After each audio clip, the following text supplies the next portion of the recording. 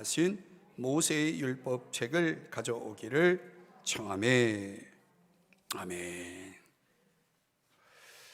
유명한 찰스 피니라는 분이 있습니다. 그분이 이런 경고를 했습니다.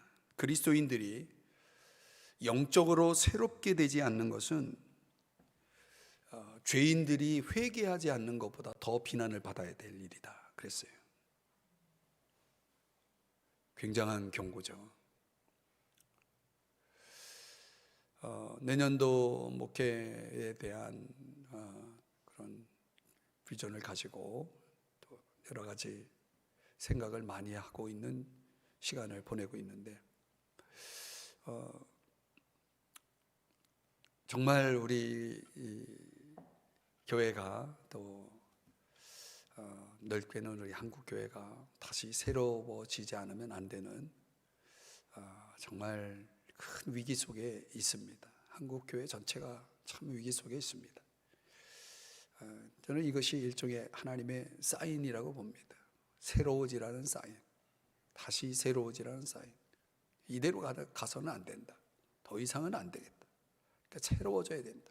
뭐 세상이 어떻게 돌아가든 교회가 교회로서 다시 새로워져야 사실 희망이 있다는 거죠. 그러려면 결국은 교회가 새로워진다는 건 저를 포함해서 우리 모두가 다 한 사람 한 사람이 새로워지지 않으면 안 되는 거죠. 영적으로 새로워져야 되는 거죠. 영적으로 새로워지지 않기 때문에 벌어지는 문제들이 참 많습니다. 오늘 저는 이 귀한 말씀을 통해서 저와 여러분이 조금이나마 다시 새로워지는 그런 기회가 됐으면 좋겠습니다.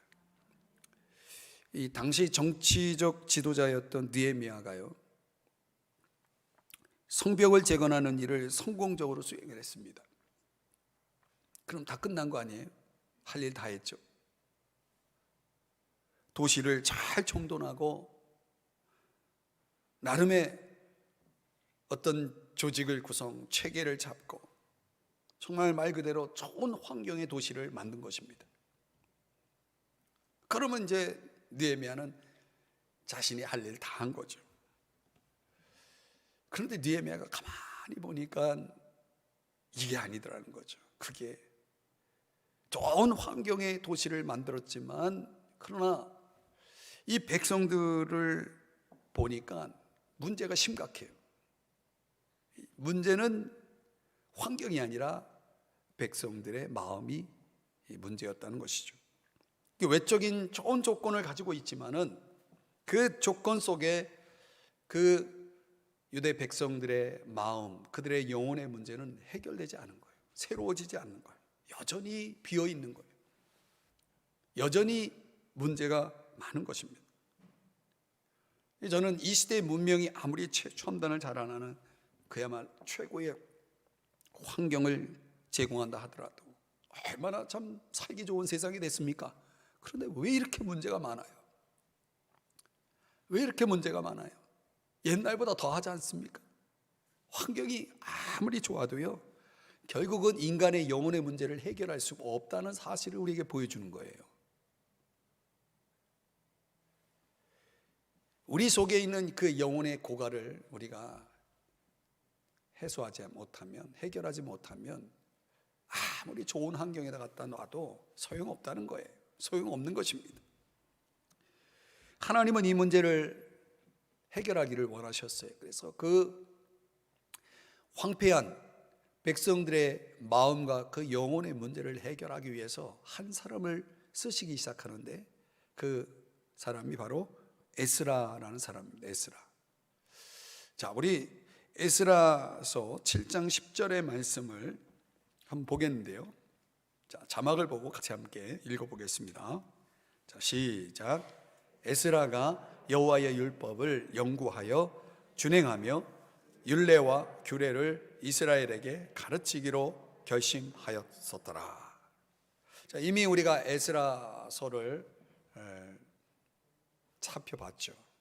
그리고 지금 느헤미야를 살펴보고 있는데 이 에스라가 어떤 사람인지를 잘 요약해 주고 있습니다. 말 그대로 율법을 가르치는 사람이에요. 그러나 가르치기 전에 그는 율법을 자기의 삶에 적용해서 그렇게 살기로 결심한 사람이었다. 이 두 가지가 균형을 갖춘 사람이죠.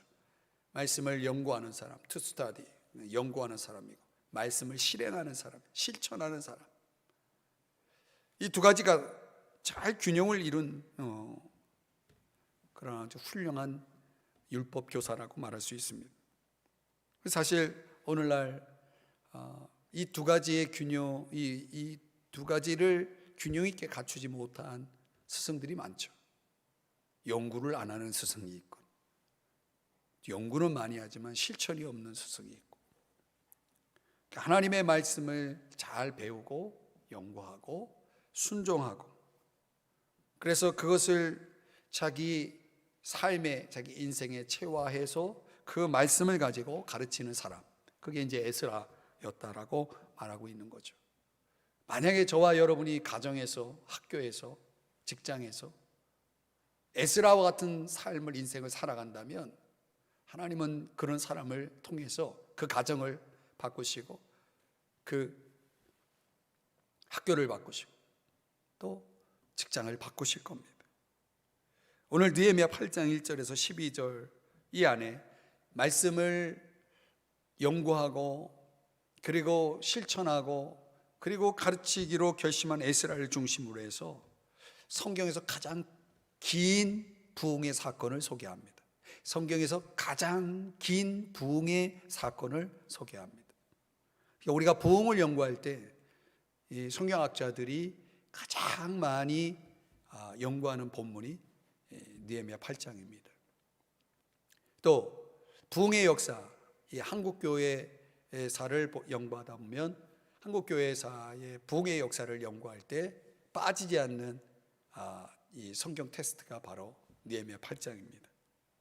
이 8장의 내용 배경은 수문이라고 하는 이 성벽 재건 시에 그 문들이 같이 재건되는데 10개의 문 가운데 수문이라고 하는 물숫자 수문이라고 하는 문이 있었는데 그 수문 앞에 수문을 열면 그 광장이 있을 거 아닙니까? 문을 열고 딱 들어가면 그 수문 앞에 있는 광장에서 벌어진 아주 놀라운 부흥의 사건입니다. 그 일명 수문 광장의 부흥이죠. 어떻게 이 부흥이 일어났는가? 오늘 본문에서 크게 두 가지를 함께 생각해 보려고 합니다. 예루살렘 도시 수문이라고 하는 곳, 수문은 원래 백성들의 식수를 먹는 마시는 물을 공급하는 장소로 그래서 이름을 수문이라고 했습니다. 영어로는 워터게이트입니다. 근데 물 하면은 뭐 당장 우리가 생존을 위해서 가장 필수적인 거 아니겠습니까? 근데 성경에서 물 하면 신약에 와서 그 물은 성령을 의미하는 것으로 많이 사용되죠. 그래서 요한복음 3장에는 물과 성령으로 거듭나지 아니하면 하면서 예수님께서 말씀하시고, 또 초막절에 사용됐던 물을 가지고 예수님께서 목마른 자들아 다 내게로 오라 하면서 물에 대해서 그 물이 바로 성령을 가리킴을 성경에 또 말씀하죠. 적어도 이 수문 광장에서 벌어진 부흥은 그 배후에 성령의 역사, 성령의 그 강력한 역사가 있었다는 것을 알 수가 있습니다. 그럼 성령이 그렇게 강력하게 역사하는 참된 부흥의 어떤 요소는 무엇이냐? 두 가지라고 말씀드렸죠. 첫째는 말씀에 대한 간절함이 있어야 됩니다. 어느 역사든 이 부흥의 역사를 연구해 보면 말씀이 빠진 부흥은 부흥이 아닙니다. 부흥이 없었습니다. 말씀에 대한 뭐가 있어야 된다고요? 간절함이라는 것이 있어야 된다는 거예요. 이 초대교회 지도자들이 1세기 부흥을 이끈 지도자들이 하나님의 말씀이 그들 가운데 함께 있다는 것을 우리가 성경을 놓고 보면, 사도행전을 중심으로 보면 그 내용을 깊이 깨달을 수 있습니다. 자, 오늘 본문 1절 말씀을 다시 한번 보시면, 자, 끝부분에 보면 율법책을 가져오기를 청하매 그랬습니다. 모든 백성이 에스라에게, 여호와께서 이스라엘에게 명령하신 모세의 율법책을 가져오기를 청합니다. 에스라는 누굽니까? 조금 전에 말씀드렸던 것처럼 에스라는 말씀을 가르치기로 결심한, 가르치고 행하기로 결심한 사람이라고 그랬죠. 학사입니다. 그에게 율법책을 가져오기를 청합니다. 왜 백성들이 이런 요구를 했을까요? 그들에게 당연히 뭐가 필요했기 때문에요? 말씀이 필요했기 때문이죠. 에스라가 가져온 게 아니라 백성들이 에스라요, 학사님, 말씀을 좀 가져다 주십시오. 말씀을 요청하고 있는 겁니다. 지금 백성들의 상태는 뭡니까? 지금 말씀을 그리워하고 있는 거예요. 말씀을 찾고 있는 거예요. 말씀을 간절히 찾고 있는 거예요. 이건 백성들이 나서서 지금 하고 있는 일입니다. 3절을 다 같이 함께 읽어보겠습니다. 시작. 수문앞 광장에서 새벽부터 정오까지 남자나 여자나 알아들을 만한 모든 사람 앞에서 읽으며 뭇 백성이 그 율법책에 귀를 기울였는데, 그 간절함이 어떻게 표현되고 있냐면 새벽부터 정오까지, 시간적으로 보면 약 6시간 정도 되겠죠. 이 시간 동안 그들이 하나님 말씀을 지금 듣고 있는 것입니다. 엄청난 집중력이죠. 여러분, 하나님 말씀을 들으실 때 이렇게 6시간 동안 집중할 수 있겠습니까? 전 문자적으로 이걸 한번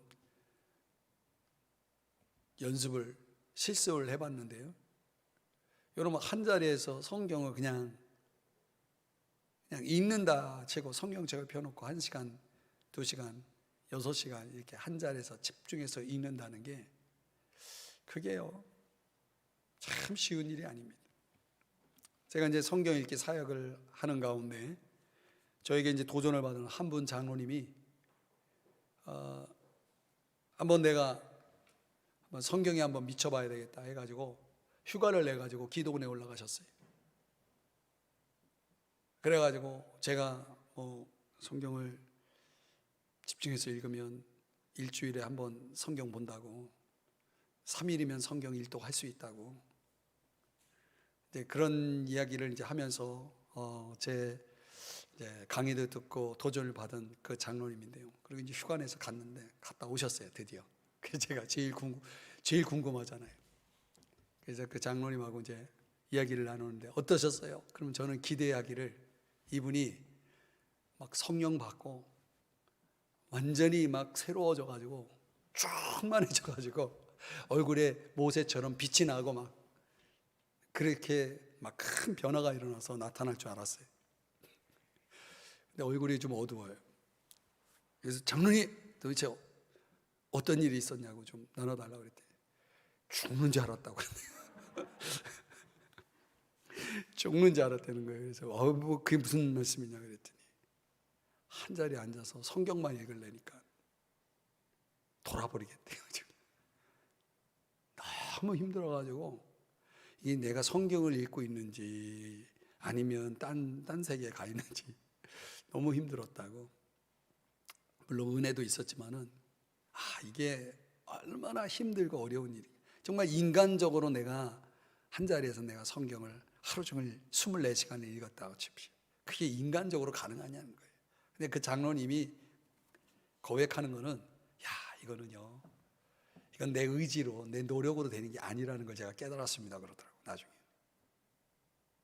자기 의지로 한번 읽어보려고 했는데 2-3시간이니까 거기서도 막 한계가 오는 거죠.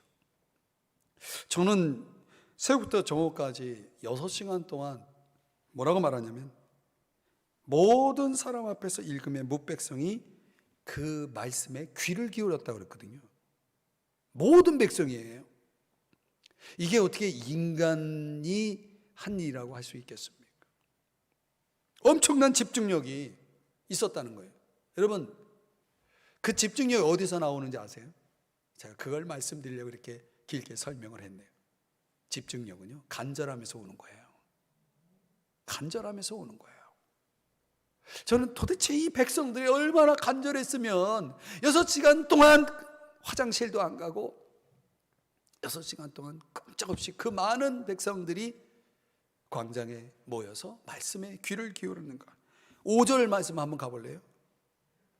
6시간 동안 여러분들처럼 의자에 앉아서가 아니라 서서예요. 서서. 모든 백성이 성경을 펼 때, 율법책을 펼 때 일어섰다고 그랬거든요. 서서 6시간 동안 들은 거예요. 제가 주일날 1부, 2부, 3부 예배를 딱 드리고 나면요, 내려가가지고 인사 다 하고 제 방에 들어가서 푹 주저앉아요. 힘들어가지고. 보통 힘든 게 아니거든요. 서 있는 게. 6시간 동안, 야, 대단하다. 주님, 이런 간절함을 좀 주십시오. 우리에게도 이런 간절함을 주십시오. 말씀을 얼마나 간절히 원했으면 어떻게 이런 모습으로 말씀에 집중할 수 있었을까? 부흥이라는 것은요, 우리 속에 그런 간절함이 일어나는 것입니다. 그 간절함 속에 부흥이라는 역사가 일어나는 것입니다. 오늘날 아모스 선지자가 예언한 말씀 여러분 기억하시나요? 한번 볼까요? 아모스 8장 11절인데요 같이 함께 읽어봐요. 시작. 주 여호와의 말씀이니라. 보라, 날이 이를지라 내가 기근을 땅에 보내리니 양식이 없어 주림이 아니요 물이 없어 가람이 아니요 여호와의 말씀을 듣지 못한 기갈이라. 아멘. 여러분, 말씀을 뭐하지 못한? 듣지 못한 일. 여러분, 성경책이 없는 기근이 아니라 말씀을 듣지 못한 기근이라고 말하고 있죠. 여호와의 말씀을 듣지 못하는 기간. 어쩌면 지금 우리가 살고 있는 시대에 이런 기근을 겪고 있는 건 아닐까요? 말씀을 듣지 못하는, 이 본질적으로 보면 6시간 동안 서서 말씀을 들었다는 게 그 시간이 중요한 게, 시간의 길이가 중요한 것이 아니라 얼마나 간절했으면 그것이 가능했을까를 말씀드리는 겁니다. 과연 저는 그런 생각을 해요. 우리가 성경 읽기 캠페인을 지금 하고 있는데 과연 우리 성도들에게는 정말 어느 정도의 말씀에 대한 간절함을 갖고 있을까? 우리 목회자들조차도 얼마나 말씀에 대한 간절함을 갖고 있을까? 말씀 사역자들조차도 얼마나 말씀에 대한 간절함을 갖고 있을까? 참 궁금해요.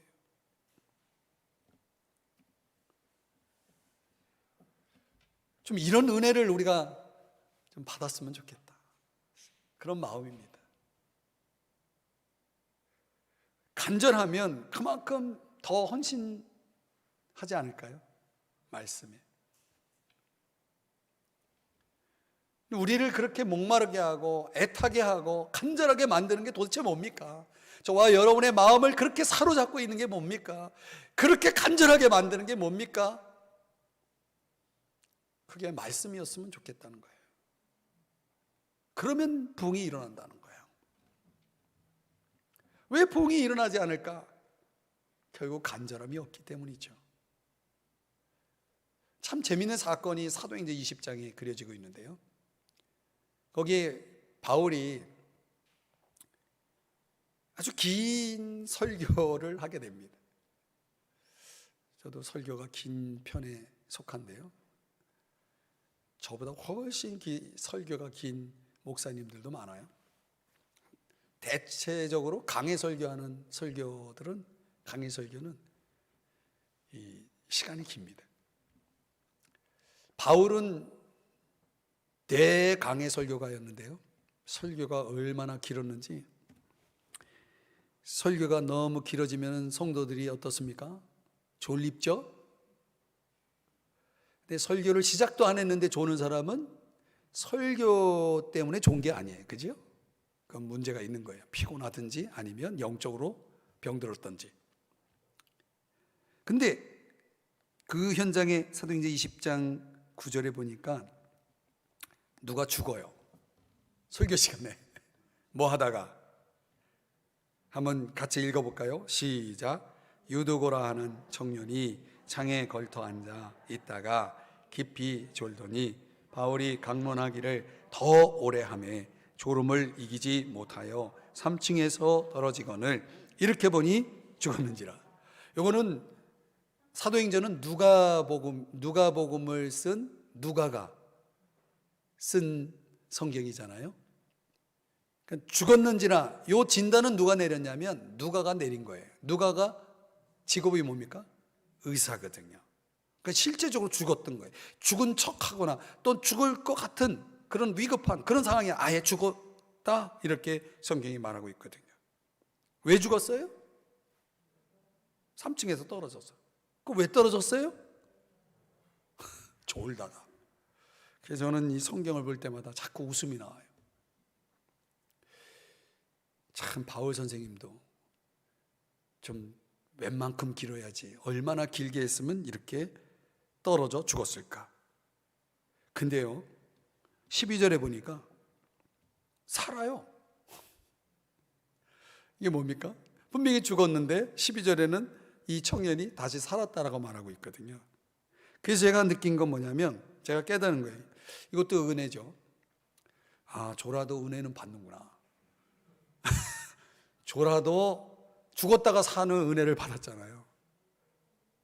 그러니까 졸아도 어디 와서 졸아야 돼요? 교회 와서 졸면 결국은 그래도 은혜를 받는구나. 여러분 혹시 피곤해가지고 아유 오늘 가서 조느니 집에서 쿨 자야 되겠다 이렇게 생각하지 마시고 졸더라도 가서 졸자 그러고서 오세요.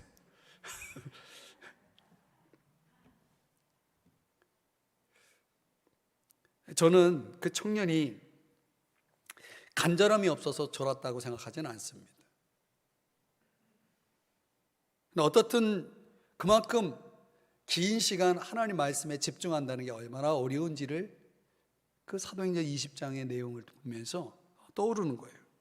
근데 8장 6절을 한번 보면요, 얼마나 액티브하게 그들이 하나님 말씀을 들었는지를 한번 다 같이 읽어보겠습니다. 시작. 에스라가 위대하신 하나님 여호와를 성축하며 모든 백성이 손을 들고 아멘 아멘 하고 응답하고 몸을 굽혀 얼굴을 땅에 대고 여호와께 경배하니라.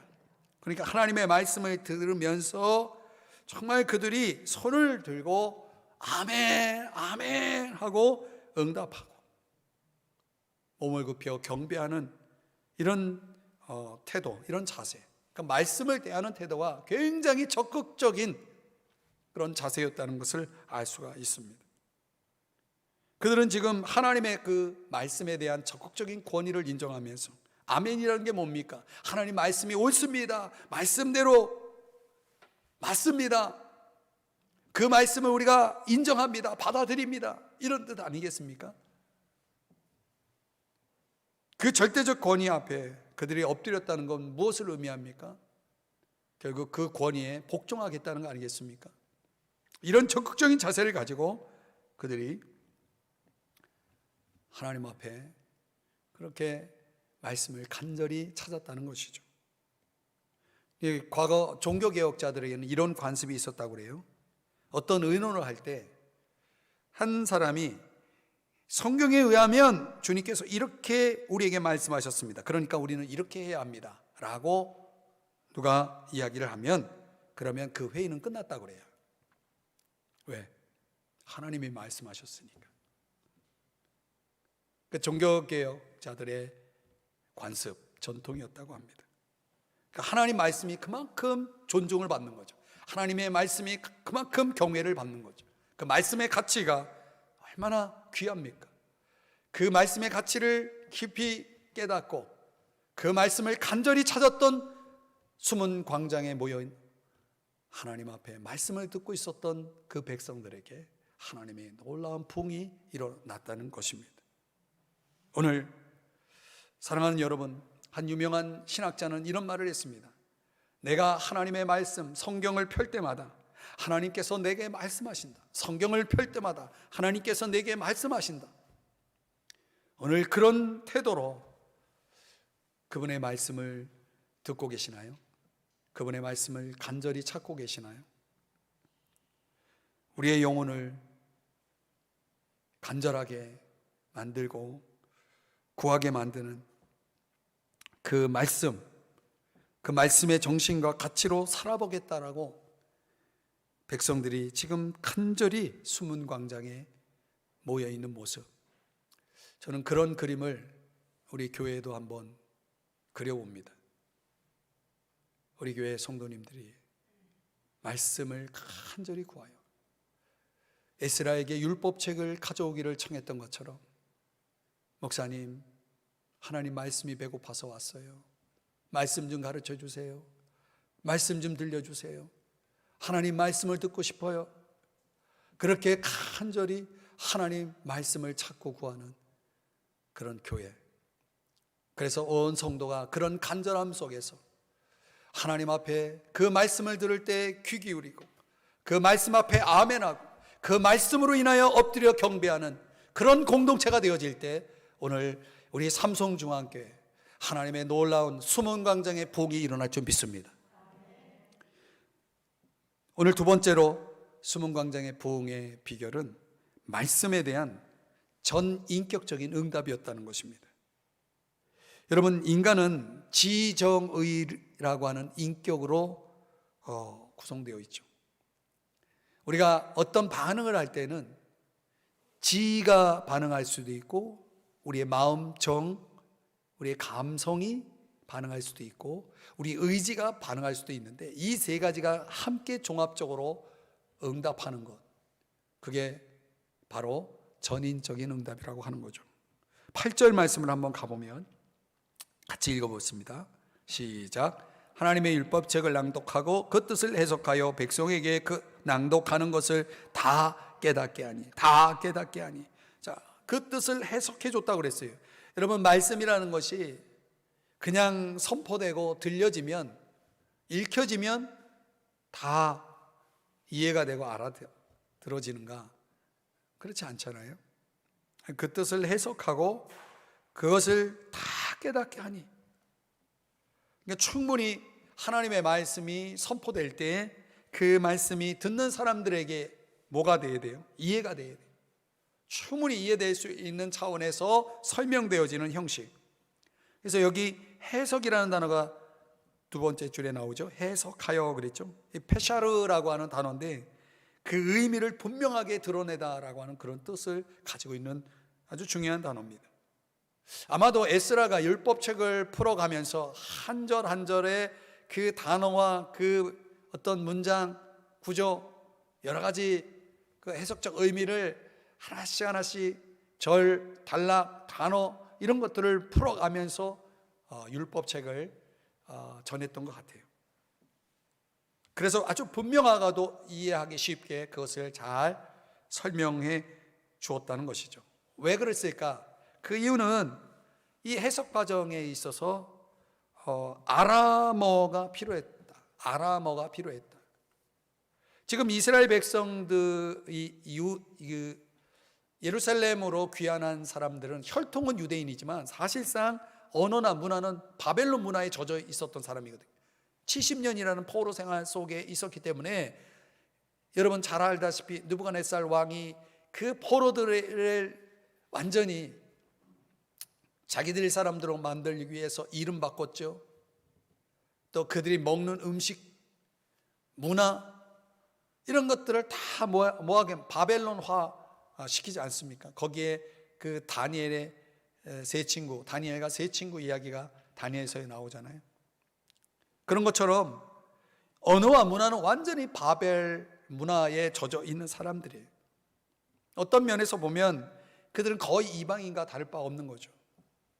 성경의 언어인 히브리어, 그 유대의 히브리어 그 성경을 아무리 그들에게 전해준다 해도 혈통으로는 당연히 알아들을 수 있는 언어이지만은 어떤 면에서 보면 그들에게는 굉장히 생소한, 마치 이민 사회에 오래 젖어 있었던 사람이 이제 우리 한국의 이 국어를, 한글을 제대로 이해하지 못하는 것처럼 말이죠.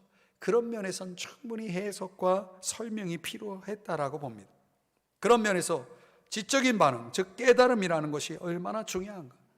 여러분, 말씀을 아무리 많이 들어도 깨닫지 못하면 부흥이 안 일어납니다.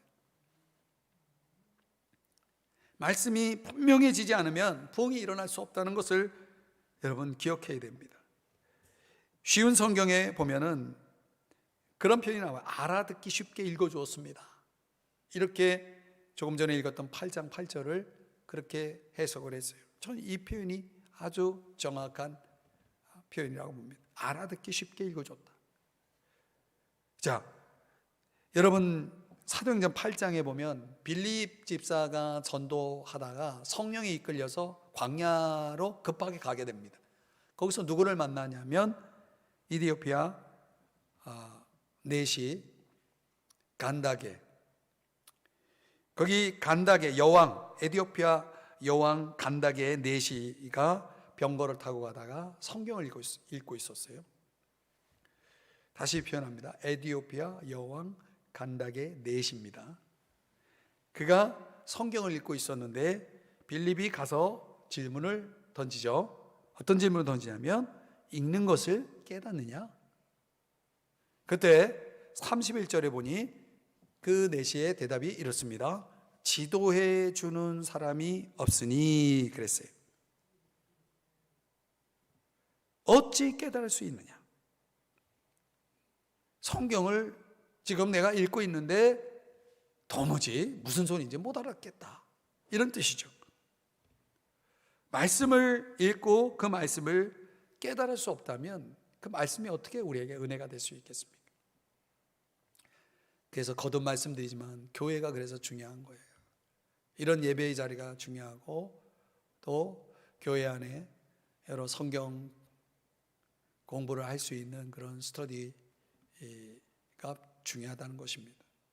우리가 그런 시간들을 통해서 저와 여러분들이 읽는 것을 깨닫느냐? 물론입니다.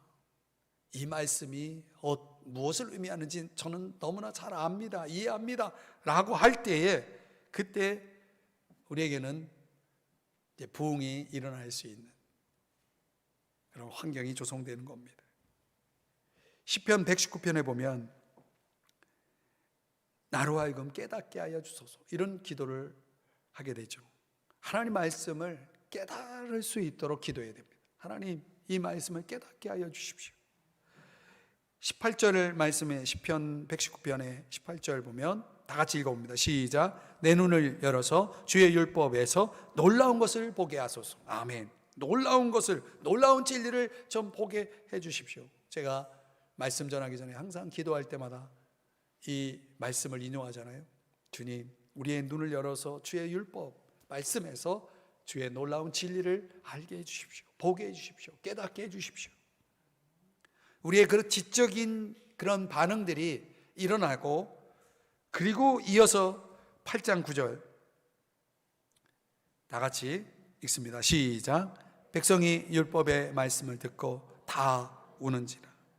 자, 이런 감정적인 반응도 그 숨은 광장의 백성들에게 있었다는 것입니다. 왜 울었을까요? 여러분, 말씀을 들을 때 눈물이 납니까? 어느 때 눈물이 납니까? 적어도 이 눈물의 의미는 죄에 대한 각성이었다고 봅니다. 우리의 감정이라는 것을 어떤 때는 지나치게 의존하는 경우도 있습니다. 어떤 사람은 그냥 눈물이라는 그 자체를 회개의 표징으로 생각하는 분들도 있습니다. 그 참 옛날 그 부흥의 그 일화 가운데 그런 일이 있었다고 그러잖아요. 어떤 부흥사가 이제 열심히 말씀을 전하는데 맨 앞에 앉아 계신 할머니가 얼마나 눈물을 흘리면서 은혜를 받던지, 그 집회가 끝나고 그 부흥사님이 그 할머니에게 가가지고 하나님이 얼마나 은혜를 많이 주셨길래 그렇게 말씀 전하는데 그렇게 눈물을 많이 흘리시냐고 그랬더니 그 할머니 성도님이 하시는 말씀이 먼저 죽은 영감이 생각나가지고 그래서 눈물을 흘렸다고. 모든 눈물이 다 은혜의 표징은 아닙니다. 그러니까 틀림없이 오늘 일어난 이 8장 9절에 표현되고 있는 이 눈물은요, 이건 성령의 역사. 하나님께서 말씀을 듣는 그 백성들의 마음속에 깊이 자리 잡고 있던 죄를 깊이 깨닫게 하셨기 때문에 그 말씀을 듣던 그들이 울 수밖에 없었던 것이죠. 정말 참된 부흥이 일어나는 곳에는 이런 의미 있는 유의미한 그런 통곡들이 일어납니다. 하나님께서 깊이 감동하실 때 그 마음속에 정말 찔림이 오고 그 찔림이 내 삶을 돌아보게 만들고 그리고 내 죄가 깨달아졌을 때 정말 하나님 앞에 통회하는 역사들이 일어나는 거죠. 어쩌면 우리 한국교회 안에 이런 통회 자복하는 회개의 역사들이 지금 사라져 있지는 않은가, 참 조심스럽게 말씀드리지만 별로 와닿는 느낌이 없는 거죠. 저는 그만큼 눈물이 없다는 그 자체는 우리 마음이 딱딱하게 굳어 있다, 부드러운 마음이 아닌 거죠. 죄를 회개하는 의미의 이 눈물, 이런 눈물이 우리에게 회복되어져야 됩니다. 그리고 저 8장 10절 말씀을 가보면 세 번째 반응이 뭐냐면 여호와로 인하여 기뻐하는 것이 너희 힘이니라 라는 말씀을 하죠. 지금 이제 백성들에겐 어떤 일들이 일어나냐면 기쁜 것, 기뻐하는 거예요. 여러분, 그리고 이 12절 말씀이 여기 같이 한번 이어지는 말씀 한번 보죠. 같이 함께 읽어보겠습니다. 시작. 모든 백성이 곧 가서 먹고 마시며 나누어 주고 크게 즐거워하니 이는 그들이 그 읽어 들려준 말을 밝히 알미라. 그러니까 하나님의 말씀이 임하고 그 말씀을 밝히 알 때에 그들이 어떤 행동을 하면 의지적인 행동을 합니까? 모든 백성이 가서 먹고 마시며 나누어 주고 크게 즐거웠다. 이어지는 13절 이하의 내용을 보면 초막절을 지키는 내용들이 나옵니다. 하나님 앞에 절기를 지키면서 가서 서로 음식을 나누고 함께 즐거워하는 이런 반응들이 일어나는 것을 봅니다. 이게 의지적인 반응이죠. 이게 성도들과의 깊은 교제권이 이루어지는 것, 하나님 말씀이 역사하고 그 말씀의 은혜가 임하면요, 사람들이요, 이 관계적으로도 굉장히 좋아집니다. 교제가 깊어지고 정말 성도 간에 그 사랑이 막 일어나고, 저는 정말 우리가 은혜 받고 은혜 받은 모습 안에서 서로 믿음의 또 말씀의 교제를 성도 간에 나누는 모습들을 참 보는 것이 목회자로서는 가장 큰 행복이죠. 제가 언젠가는 여러분들에게 말씀드린 바 있는데, 제가 이제 미국 교회를 탐방하러 갔을 때 그 갈보리 채플 교회에서 봤던 인상은 그런 거였거든요.